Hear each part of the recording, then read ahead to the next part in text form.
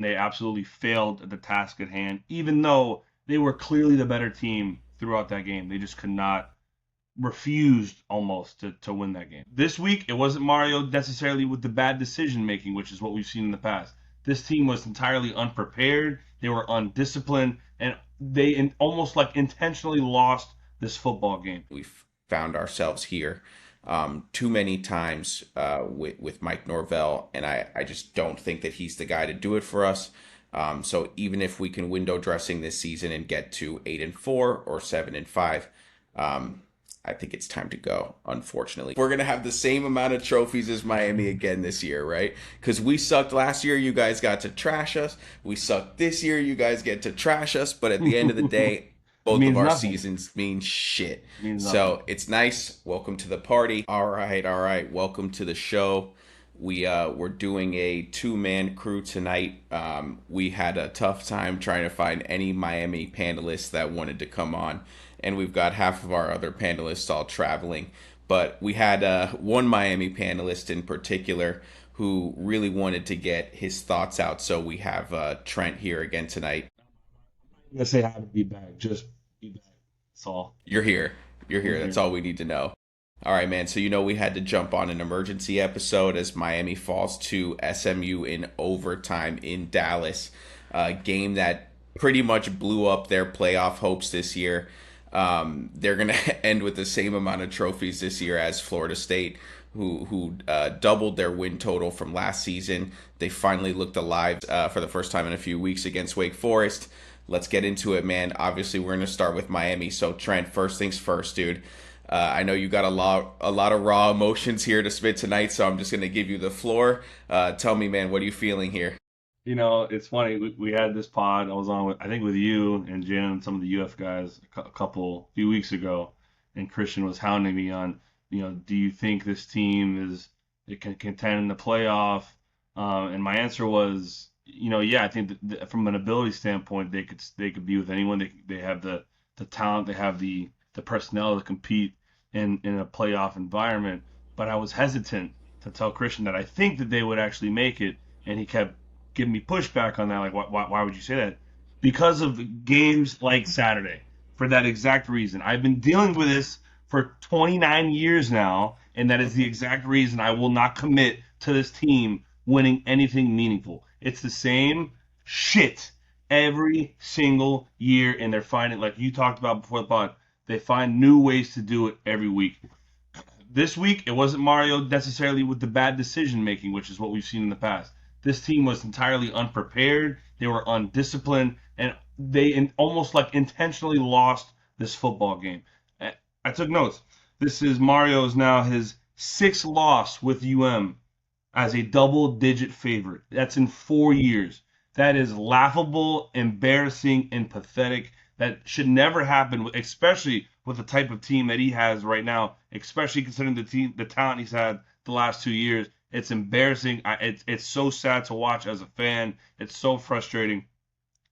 But whatever. That's part of being a UM fan. And going to the actual game, we didn't even play that poorly. And especially when you look at the numbers, people want to give Carson Beck a lot of shit. Carson Beck was the furthest thing from the problem during this game. Carson Beck actually played a great game. He had really good decision making, with the exception of the final interception. Obviously, that was the dagger, but he played a great game all game. He found JoJo Trader, who stepped up in the first quarter, in the first half, until he bobbled that ball for the interception. Mark Fletcher had a good game. He had time to throw all game. The defense was great. It was fine. It wasn't about that. It was things like false starts, holdings, personal fouls, everything that they could possibly do to find a way to lose. Keelan Marion had a kickoff. He instead of letting the ball Oh literally my drop out of goodness. bounds, he caught the ball at the 10 You're and talking ran about out. instead of the 35, now you're on the They're 9 yard just line. things that you simply cannot do in a football game, and winning teams don't do them. So I mean, that was the sign right there. When Malachi Tony, which by the way, no, not really sure why teams keep kicking him the football, because he might be the best punt returner in the Unreal. country. When he took the punt back to the 7 yard line, when he was running it back, I was talking to my buddy, and I was like, he needs to score this because we're not going to score. And that's exactly what happened. We couldn't get 7 yards. We dropped the ball in the end zone off of a guy got hit as he was catching it. Should have came down with it. still dropped it. We end up with 3. That right there is a huge difference in the game. One play just like that. But that wasn't it. It was everything else. It was just bad penalties, untimely penalties, drive-killing penalties, and they could not get out of their own way, and that is an absolute a reflection on the coaching and the preparation going into the week. So this is So Miami. that This is what they do in November. I got more stats for you. Mario Cristobal in November is now, what does that say? 4-9 in November with Miami. And if you want to say, oh, his first 2 years, his teams weren't that good, they were getting better, fine. In his last 2 years, with the most talented teams Miami has had, and God knows how long, they are 2-3 in November. All 3 losses against unranked teams, more than likely as double-digit favorites, and it is just pure garbage. Rant over. all right. I know you had to get that out. Let the poison out, bro. It helps. So I wanted to ask you a couple things. I want to break down some of the stuff you said, all right? Um uh, I know you said that you've been dealing with it for 29 years, right? At what point, because I know Canes fans, you're always like, it doesn't matter if it's Mark Richt, doesn't matter if it's Manny, doesn't matter if it's Mario. You guys find a way to do this. Do you think it's a Mario thing? Do you think it's something that is kind of like a Miami curse? Like, what does it really feel like for you? Well, right now it certainly feels like a Mario thing, and if you ask anybody at Oregon when he was where he was at before, they're going to tell you the same things that we're saying now. He does the same thing. He has the same mo as a head coach always. Come November, he absolutely tanks. He tries to lose games. Sorry, he doesn't try to lose games. He tries not to win games. And especially towards the end, we've seen it already this year multiple times. It's just a Mario thing. That being said, no, we have not won in 30 years. That's just okay. 20 plus years we haven't won anything. So it's a common trend for Miami. Period. God knows why. I really don't know why. Rick was able to show some magic one year with a team that honestly, like when he could, especially compare him to the teams this year, are not that good. But he was still able to beat Notre Dame, have that great game, and then he lost in November. Those the game that would have put them potentially in the playoff against Pittsburgh. So at this point, it's a Miami thing, but when you actually just start paying attention, Mario is not doing us any favors. This team is just, it doesn't make sense how talented this team is and how poorly they are playing against these teams that, frankly, you can see on paper and on the field they are so much better than, and they do not show up. Right. And that's what I guess would make it worse, right? Because kind of like you said, it's all these double digit favorite games that they're losing. They're not losing to Notre Dame. They're not losing to Florida. They're not losing to Florida State. They're losing to Syracuse and Georgia Tech and SMU, right? Like that's got to add to the level of frustration because Mario doesn't find a way to lose a good game. He finds ways to lose bad games, right? That's got to add to it. Again, it's the frustrating part about being a fan of this team. It's just the absolute worst. You could watch that game, the entire game. Miami is so much better than SMU. It's not even close. They could have won that game by 20 plus points. They were just a better football team. And Saban has a quote, and Alec talks about all the time. It's if your cats are better than their cats, you find a way to win. Not with Mario Cristobal. Our cats Yeah. were way better than their cats, and we found a way to lose. Dude, Kevin Jennings is on one leg, man. Has to leave. He He's can't. clearly hobbled, dude, and he's running around everywhere, making plays. Like, bring some heat. That was a game where anything that could have gone wrong went wrong. Did go Look, don't wrong. get me started. Like, yes, the refereeing to me was absolutely atrocious, but it Okay, doesn't matter. Like, at the end of let's the day, talk about that a it didn't little matter. bit. Let's talk about that because you talked about all these statistics that Miami led the game in, and one I want to talk about because it's I think in the game it felt like it, and when we boil down to one specific play that we'll talk about, it definitely felt like that penalties cost Miami the game, right? They had 12 penalties for 96 yards, and your offensive line is supposed to be the strength of your football team, and they're getting pre-snap penalties, and they're getting holding penalties, and it was the same thing when you guys played us. I think you had a ton of pre-snap penalties. Every game I watch, your offensive line is making mistake after mistake after mistake, and it's supposed to be the strength of the team. And let's talk about one penalty in particular, and then we'll get your response as a whole.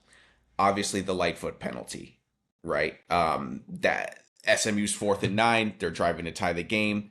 The play clearly stops. I'm sorry, Mario. Say you didn't hear him. Say you didn't hear him. Ruben Bain heard it. Kevin Jennings heard it. All the offensive line heard it. And why do you think that quarterback just stopped moving? Lightfoot would be the easiest sack of your life. He doesn't want to try to avoid you. And then he smashes into him.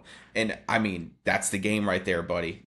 That's the game. So talk Look, to me about the penalties as a whole in that one in particular. at the end of the day, with the Lightfoot penalty, like that one's tough because it's the timeout was called almost simultaneous, if not right after the snap.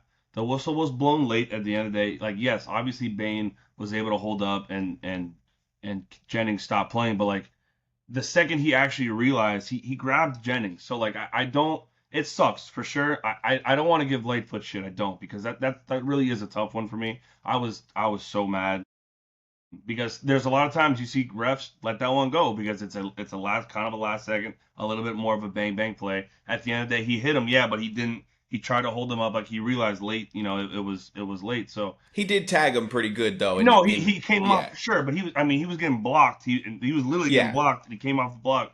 So I mean, that's not the penalty that always sticks with me.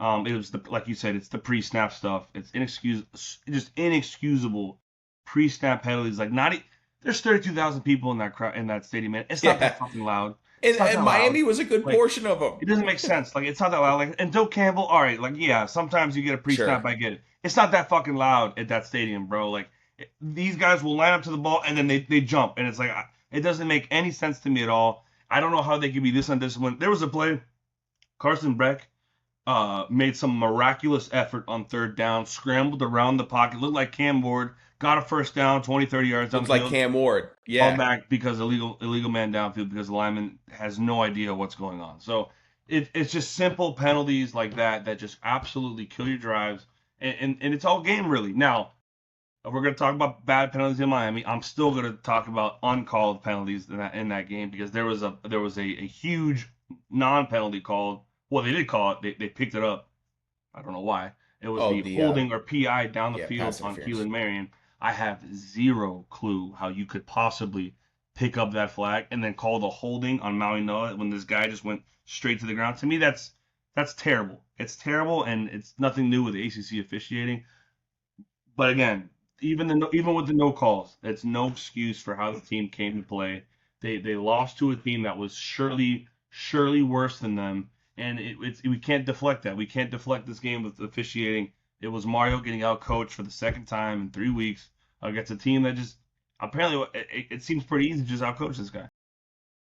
So if you had to place the blame anywhere, you're letting Carson Beck slide. Obviously, the first pick wasn't his fault, but I mean that pick that he throws there in overtime is terrible. This Give game, yourself a this chance to kick three, and you know, So, yes, it's so easy to blame the game on Beck because he threw that last interception, which on its face seems like it was a really bad pick. People forget that the play before that, Shamar Brown missed a wide open hole that would have been a touchdown. Again, more lack of execution and a team not prepared to win this game. People don't think about that. People think about the interception. This game was not on Beck at all. That one interception, by the way, that was with because of a JoJo Trader bobble, that completely flipped the game on its head. That's the only yeah, reason it why did. SMU scored in the first half because they were able to get that field position. So no, the game. Beck is the furthest thing from the issue. Beck, I thought, was playing smart football the whole game. The last interception was the one mistake. Obviously, it's a crucial mistake, but it was the only mistake he made all game. There was an uncalled holding PI on defense on that play, but again, we're not going to talk about that. This game was squarely on the coaching staff. It was on Mario. It was on Dawson. It was on whoever is teaching these running backs to not hit the hole. It was just a litany of issues, but I'm not. The last thing I'm going to do is blame Carson. One last question about this game before we move on to some more big picture Miami stuff. Um, what is the point that you're watching and you said we're gonna lose to SMU, man? What play was it, if there was one? It was two plays. It was the first Carson Beck interception because, again, just shooting ourselves in the foot, a ball he had no business dropping, which ultimately led, I think it was the next play, to an SMU touchdown. Yeah, it was a quick strike touchdown. Yep. Yep, and then like I said earlier, the Keelan Marion catching the ball for whatever reason. To me, that's just guys that there's the lack of attention to detail with plays like that. Like with good great teams, attention to detail is high. They don't make mistakes like that. They play winning football. They can have bad games. Every good team can have bad games, but they always find ways to win when it matters.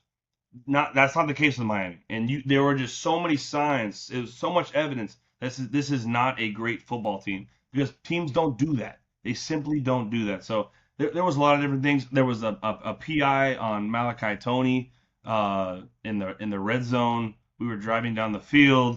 It's just so everything. Anything that could have gone wrong went wrong, and it was a domino effect and a snowball effect downhill, and it's coaching. I hear you. All right, man. So let me ask you this. Where does this loss to SMU rank in the Mario era that he's starting to look like Thanos with this glove full of crown jewels of losses? Where does this one rank for you as a Well, the Miami crown fan? jewel is always going to be Georgia Tech, just Georgia because Tech, of course. that's in a league Georgia of its Tech in own. But 23, not Georgia yes, Tech Georgia last Tech year. in 23, whatever. We all know. After that, it's these three losses that I just talked about um, in November. It's Georgia Tech again, Syracuse, and SMU. It's the same category of teams because I think they were double-digit favorites in all three of those games. They were in November, and they were in position to go to the playoff had they not lose those games. So it's to me this was probably the second worst behind Syracuse last year because they were up three touchdowns on Syracuse. They win the game, they go to the playoff, or maybe the ACC championship, one of the two. But regardless, they probably make it to the playoff if they win that game. Can't seal the deal, can't execute in November, and the same deal here. Same deal here, and this is early November, so the second November hits, Yeah. you For can the count them November, already. literally November 1st. Yeah, it doesn't matter. So this was another opportunity. This was the hardest game left on their schedule, and they absolutely failed at the task at hand. Even though they were clearly the better team throughout that game, they just could not refused almost to win that game. Do you still trust Mario then as the guy to take the Canes No, to the next level? no. No. I had a lot of reservations after the second year. After the third year, I was like, oh, he's got a good quarterback. He's got talent now. Still didn't win. This was the year where, and you probably heard me on prior pods. This was the most confident I had been in a long time because from a talent standpoint, this was the best compilation of athletes and just monsters and trenches that they've had in quite some time, and they still can't get the job done. I don't know how with this team, how he can't make the playoff or an ACC championship with this team. It's mind boggling to me. I don't know what scenario where he will be able to succeed. Um, Obviously, this is not a guy that's very fireable. He's got a huge buyout. He's on the fourth year of his 10-year deal. He's here to stay, but my confidence is absolutely gone. He went from having the best offense to just an absolutely terrible defense to a very good defense and almost a lifeless offense. I have no faith in this offense to score points. All they needed to score was 21 points to win this game, and they could not do that against SMU, who I believe is 130th or Yeah, 135th it's like the second in worst pass passing defense. defense in the country. That is just pure garbage. It's pure garbage. So no, When it's almost like they're not even trusting Carson Beck to throw more than 7 yards down the field. Which, hey, buddy, if you're gonna pay that guy $4 million, I agree. let him chuck it around the yard I a little agree. bit. I wish I could tell you what the reason was. If it's because the plays are just very bland in terms of passing trees, route trees. I don't know. I know that they aired it out. They aired it out a lot last year. That could be because of how bad the defense was, but they also knew they had Cam Ward. But in this case, you have Carson Beck. I mean, he threw the ball 38 times, which is well beyond his normal average of passing attempts. And like I said, it wasn't Beck. It wasn't really Fletcher. Like, guys played good. It was just the super, super untimely, undisciplined errors that just continued to snowball and build and build. And at some point, I just run out of words because it's like, what could we possibly say? What could we do? This is the same shit that we've been seeing for the last 4 years, the last 10 years, the last 20 years. What is going to change? All right, man. Well, sounds like you're pretty down on Mario and the program as a whole right now. There's one So last thing. The one last go thing I for want it. to say is, and this is important, is because we see it now with FSU. How do you get your guys to rally and not quit. Season is over. It's over. I'm sorry, they're not making the playoff. If they make the playoff, it's an absolute miracle. How do you Right. find a They need a way to lot of get these help. guys to win out, to rally, and build momentum into next year? Because if they quit, the season, everything gets much worse. You've seen with Florida State, maybe not 2 years, they looked great against Wake Forest. We saw with Florida State last year, those Certainly guys last quit year. on Mike Norvell, and everything just got worse and worse and worse.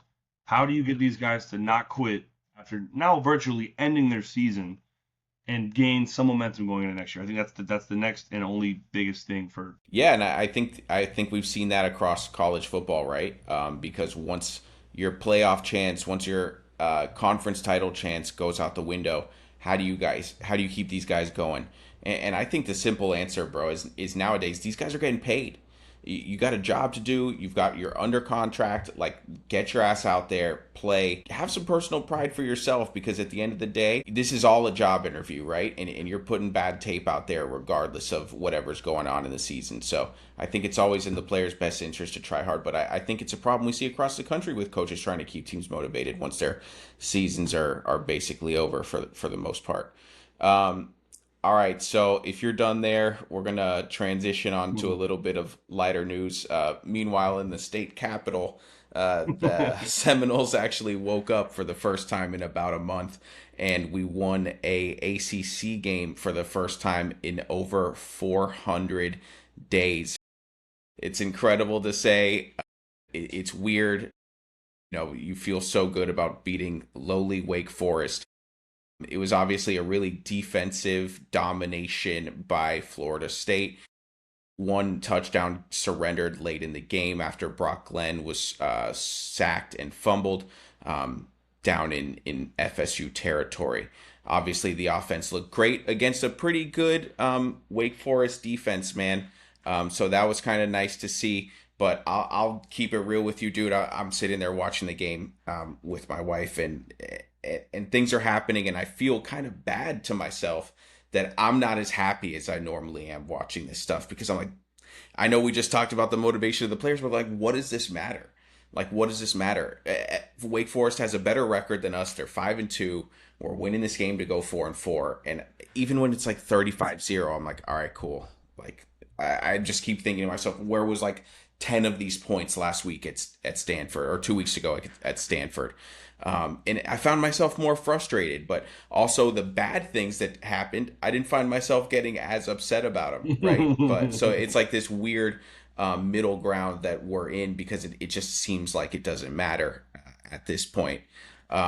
So, what are your thoughts as a Hurricane fan? I don't know if you watched any of the game, because you were probably too dejected after your loss. Also, I felt like I won yesterday before our game even started. I forgot we were playing, because I'm like, look, we're gonna have the same amount of trophies as Miami again this year, right? Because we sucked last year, you guys got to trash us. We sucked this year, you guys get to trash us. But at the end of the day, It both of means our nothing. seasons mean shit. It means nothing. So it's nice. Welcome to the party. Yeah. Us and the It's Gators have been waiting for you, and your seat's warm. So talk to me what you thought about our game, if you it's managed a to watch lot it. easier to watch games when you have come to terms that your season's already over. So I can't wait to That's for watch sure. next week, knowing that I got nothing to get excited for. Who gives a shit? So it's yeah. Well, I'm glad to be here. I wish I wore all black for my own funeral, but Damn, I no, I should mean, have look, done that. Florida. No, and also you're right. I didn't watch a single college football game after did what they did because I wanted nothing to do with the sport of football. I don't think I even watched any NFL today. I want nothing to do with it right now. I'll be back Saturday. But no, this was the Florida State that we kind of all expected against, your typical ACC team. Wake Forest beat SMU last week. Yeah, Like Wake Forest isn't just some random, transitive bad team. properties Like there. they're a respectable ACC team. Florida State just ran them out of the gym. I mean, this is like where has this been? Where has this been? I mean, the defense has a pulse. Where has this pulse been all year? So I don't know what flipped the switch this week, but they just look like they're back to a living, breathing football team. Like this is what Looked they like the should be team that played doing. Bama. And you're right. I mean, not to say they should be beating everyone 42-7, but like, like before they were playing like they were asleep. They didn't have a pulse. Now they're actually, it looks like they're playing for something. They're playing hard. The You defense is think it's getting the kids stopped. fighting for Mike, or do It you think it's personal pride, or what do you it think? could be, but I mean, I don't know because they certainly didn't do that last year for him. But Or you know, last game? right, exactly. And who knows? Maybe they are. They literally just lost to Stanford, dude. And Yeah, they come out, and maybe that woke them up. Maybe they're like, holy shit, like maybe that's play with some we pride or can something. lose to anybody. Yeah, Right. So I mean, look, I mean that's you look at the numbers like that. Wake Forest did absolutely nothing. Florida State really didn't have to do anything on offense. They would have won that game. Their defense was in complete control the entire game, and that's I mean, look at the end of the day, they are a more talented football team than Wake Forest. On their defense is far more talented than Wake's offense. This is what it should look like. This is called executing, and that's what Florida State did the entire game against Wake Forest. So, look, maybe it's a good thing. Maybe look, we saw what 2 or 3 years ago, Florida State in the second half of the year, like went undefeated with Mike. Everything just kind of gained a lot of momentum yeah. the In next year. 2022, after a three losing streak, they went on Correct. to win. They That won like eight started in a their row or streak of six like in a 19 row. in a row. Right. So and then yeah, and all that momentum gained in 2023, and we know what happened in 2023. The, you can always go back to that and say, look, this is what we aim for to gain, and like I said earlier, to gain the momentum going into next year because that is truly important, regardless of the NIL era and all that. You want momentum going into the next year, so it's important that Florida State plays with pride. They win this game, they go on, and they continue to win. So, yes, at the end of the day, we all have our expectations. My expectation was to win a postseason game. That's not happening. But it's college football. Every season counts because there's a next year, and there's always momentum going into the next year. So, regardless of our season's over, which ours are over, the next game is still important. So it was nice to see Florida State actually come out and perform the way we all thought they would and take care of business against a team that they're better than. Agree. Let me ask you, as a Miami fan, briefly, if FSU finishes strong, right? Maybe drops one more or wins out the rest of their season, which I don't think they will. Do you think that should change the conversation about Mike's job status at Florida State? That's a good question. I think so. I think so because the main red flag last year was that the team quit on him. If he's able to rally this team and they win a hefty portion of their game, whether it's one loss or they win out, I think that's a telling sign. I mean, no team was as down bad as Florida State was after Stanford. I mean, they lost what 4 games in a row, or was it 4 games in a row? And during this season, I think they lost 4 games in a row. They hadn't won an ACC game in over 400 days. No one was more down bad. So if you're able to get that team to rally and start winning, I think that's a very, very quality sign as a head coach. So I think it'll be important. I don't know if it'll be the deciding factor because I think he would have got fired after Stanford if he didn't have a $51 million buyout or whatever it is. So, but it's something that will have to be considered moving forward 1,000%. In my opinion, I don't think it should change it at all. I think Mike has shown us he's just not the guy. So, kind of like with the Miami game and some of these other games that we made one score losses, he can win these games now that they don't matter and do window dressing for the season. But I can't unsee the things that I've seen, and we've found ourselves here too many times with Mike Norvell, and I just don't think that he's the guy to do it for us. So even if we can window dressing this season and get to 8-4 or 7-5, um, I think it's time to go, unfortunately. So after this weekend, who is the biggest mess in Florida? Is it Florida State, Florida, or Miami, in your opinion? Who do you got? I want to say Miami so badly. It doesn't make sense that they're playing the way they're playing. I still think at the end of the day it is Florida State. I don't want to say Florida because these guys play hard every game, man. They don't go out without a fight. It could be Georgia yesterday. I mean, they always find ways to stay in ball games. Florida's in this weird purgatory middle ground, but they're not the worst of the worst. It's a Florida State Miami battle at this point, which is crazy to say because Miami's ranked and only has 2 losses, but they just continue to disappoint. I'm gonna say Florida State just because they're still 4-4, 1-4 in the ACC. with a team that's semi-talented. They should not be where they're at. Neither should Miami, but Florida State has fallen just a little too far than what we all expected. Um, I think Florida State's still the bottom. Yeah, I hate to agree with you here, but it's obviously not Miami. At least you guys have a roster full of great talent. You might be led by a bozo, but at least you've got a roster. So, hold on. So I wanted Florida, to make a go point ahead. about that. So with Mike, obviously Mike has shown that it's in the last couple of years that they haven't really put anything together. But as we all know, Mike's teams the last couple of years have been lacking tremendously in the talent department. I think that's without question. Whereas Mario, That's one person's fault. no, I agree. He's responsible for that. But with Mario, Mario has these uber talented football teams and still cannot beat double digit favorite team. He still can't win games in November. I don't know what's worse. I don't know what's worse. I think it's more frustrating because you have this team that is so good you should be losing games and you still lose them because you're just unprepared and undisciplined. But then there's Florida State that's they did beat Alabama, which really screwed everything up, but they're clearly not as talented as Miami. I don't think it's even close right now. But I agree, and at least Mike has shown you when he has an extremely talented team, like he did correct. in 23. Exactly. You know, Correct. okay, that's a point. But I think with the current state of the programs, man, with that weird statement from Alford, with Mike kind of being in limbo, Miami's at least in a better footing than Florida State. Florida, at least they have their direction, right? Which is just a new one. We don't know what direction yet, whether it's the Lane Train or James Franklin or somebody else, but at least they know what their direction is. At Florida State, we're in limbo. We don't know if Mike's coming back next year. We don't know if he's gone the minute the Florida game is over. So we feel like a rudderless ship. But at least Florida has direction, and Miami, yeah, they can't get over the hump. But just in a different type of purgatory than we are. So I don't that's know just a which different type purgatory of I'd rather thing be in. This shit fucking sucks, man. that it does. All right, man. Well, all three are down bad right now. It was great yesterday as a Florida State fan to see Miami, Florida, and Clemson lose and the rare Oh my FSU god. win Oh in my god. conference. So, on that note, we will sign off for this week, and we'll be back next week with a full episode, hopefully, a full crew ready to go, and hopefully better.